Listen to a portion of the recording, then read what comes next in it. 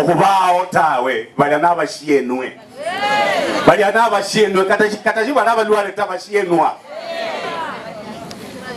Kenya ni nchi ambayo inaendeshwa na katiba, na mimi ninasimama hapa kusema ya kwamba CDF iwekwe katika katiba ili mtu yeyote yule ambaye atakuja hata baada ya vizazi, katiba imuongoze ya kwamba CDF iko katika katiba na ni lazima ifuatwe kwa sababu ni sheria na iko katika katiba.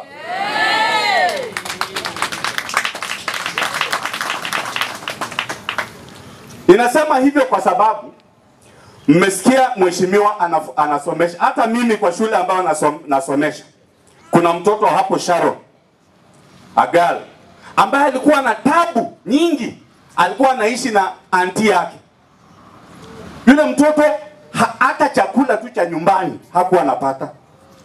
Alipopata alama ambazo mheshimiwa alisema kwamba mwanafunzi ambaye atapata alama 300 na apewe, tukabeba huyo mtoto tukapatia mheshimiwa.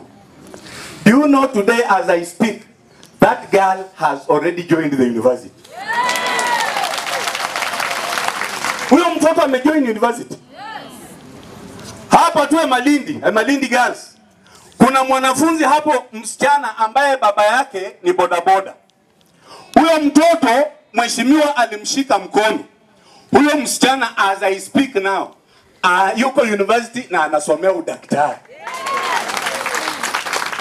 Sasa kama hiyo ndio kazi ambayo CDF inafanya, bandu banyasaye abantu abashie ine bonyene banyalohurura ile babola bu CDF ifanye nini isikuwepo.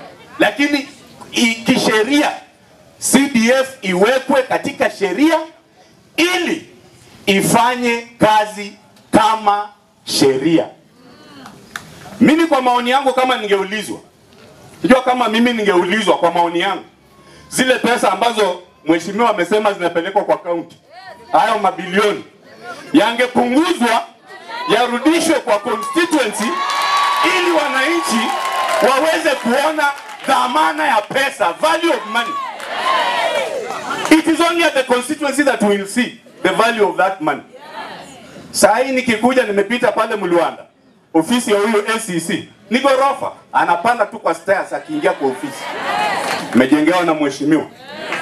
Sasa value of money, tunataka tuone value ya pesa. Kwa hivyo mimi ukiniambia mambo ya county government hizo pesa zingepunguzwa.